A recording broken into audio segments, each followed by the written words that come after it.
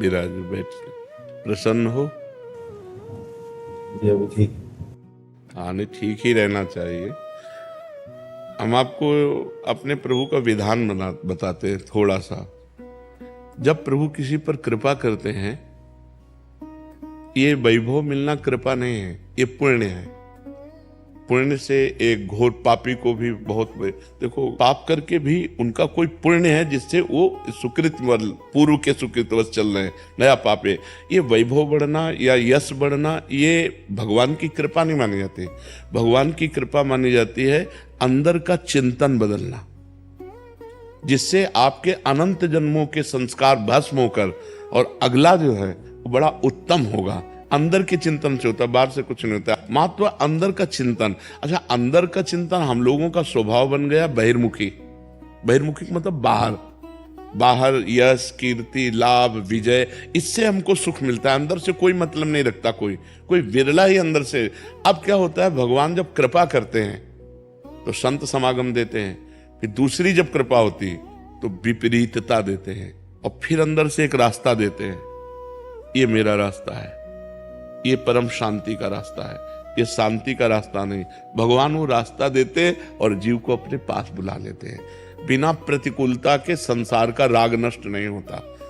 किसी को भी वैराग्य होता है तो संसार की प्रतिकूलता देखकर वैराग्य होता है। सब कुछ हमारे अनुकूल है तो हम आनंदित होकर उसका भोग करते हैं। जब हमारे ऊपर प्रतिकूलता आती है तब ठेस पहुंचती है कि इतना झूठा संसार, तो अंदर से भगवान रास्ता देते हैं, ये सही है। भगवान बिना प्रतिकूलता के इस संसार को छुड़ाने का कोई भी औषधि नहीं रखी।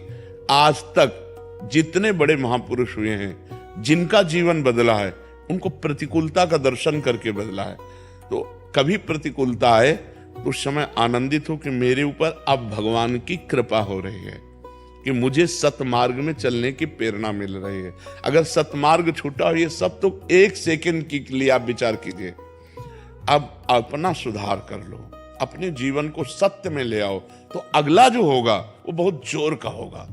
चाहे जन्म हो तो श्रीवान, कुलवान, धनवान, वैभव संपन्न ऐसे, और भक्ति की अनुकूलता, भक्ति की अनुकूलता। खास बात श्रीवान, धनवान, कुलवान नहीं, खास बात भक्ति की अनुकूलता। अगर इस जन्म में भगवत प्राप्ति नहीं हुई तो भगवान श्री कृष्ण ने गीता में कहा है कि मेरे भक्त का नाश नहीं होता। मैं कुलवान, धनवान, श्रीवानों के कुल में जन्म देता हूं और फिर पुनः भक्ति का माहौल देता हूं, और पूर्व का जो भजन छूटा हुआ हो वहीं से उसको। अब बिल्कुल ऐसे ही रहो जैसे रह रहे हो, बिल्कुल संसारिक बन करके रहो, लेकिन अंदर का चिंतन आपका बदल जाए। अंदर के चिंतन में आपकी यश की भावना न रह जाए, अंदर के चिंतन में आपको धन बढ़ाने की भावना न रह जाए।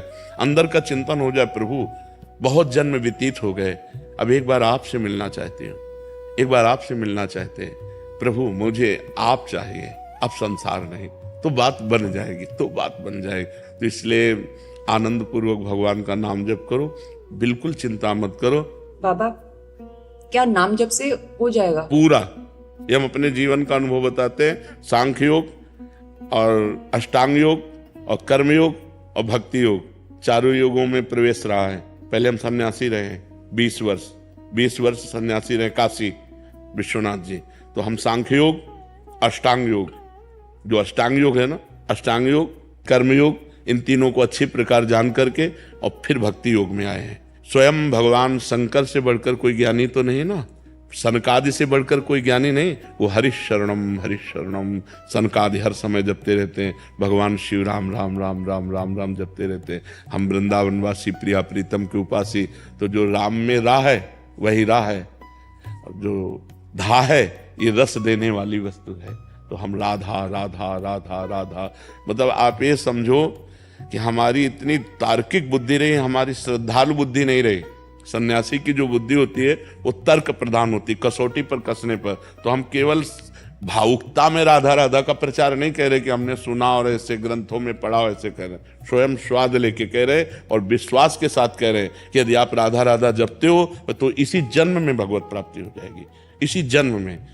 जैसे किसी से कहा जाए कि तुम सत्य बोलो, मंदिर में चढ़ के बोलो, तो हम मंदिर में नहीं, हम वृंदावन में बैठे हैं। करोड़ों मंदिर इसकी समानता नहीं कर सकते, भगवान का परम धाम है।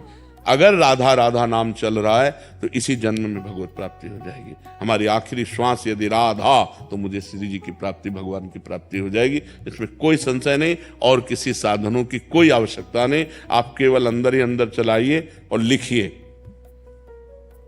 देखो, हम जो कह रहे हैं उसको समझो। बहुत अधिक नाम जपने की हमें चेष्टा नहीं करनी, कम संख्या हो लेकिन मन लगा करके हो। जैसे हम, अब देखो, आप लिखो राधा, अपने दिमाग में लिखो, खुले नेत्रों लिखो, या बाहर देखो, दिखाई दे रहा है राधा लिखा हुआ, वही कान में सुनो राधा, वही अंदर उठाओ राधा, ये तीनों का एकाकार हो जाए तो ये करोड़ों नाम जप के बराबर है। देखो, जैसे हम बोला राधा, ऐसे हम 1000 राधा नाम बोले तो हम बोला राधा, ये उपांशु है, इसे उपांशु कहते हैं। राधा राधा राधा राधा 1000 बार, ये उपांशु हुआ। अब ये ऐसे उपांशु हम 10,000 बार जप करें, अंदर देखते हुए बोले राधा, उपांशु 10,000 बार नाम जप करने का फल एक बार मानसिक में है। इतना बड़ा फल है ये। ऐसे राधा राधा राधा चल रहा है, नेत्रों से हम उसे देख रहे हैं, कानों से उसे सुन रहे हैं। आप देखना कि अगर मन भगेगा तो आप लिख नहीं पाओगे राधा नाम, अगर लिख रहे हो तो मन भगेगा नहीं। तो चाहे 10 बार लिखो, 100 बार लिखो, लेकिन एक अभ्यास बनाओ ऐसा कि कुछ समय शांति से स्नान आदि करके बैठ गए और राधा राधा लिख रहे हैं, उसी का चिंतन कर रहे हैं। इसे अपना जीवन बना लो, फिर आप परिणाम में खुद देख लेना। कोई घाटे का सौदा तो है नहीं, ठीक है। ये सखी को दे दे, ठाकुर शिव जी की है।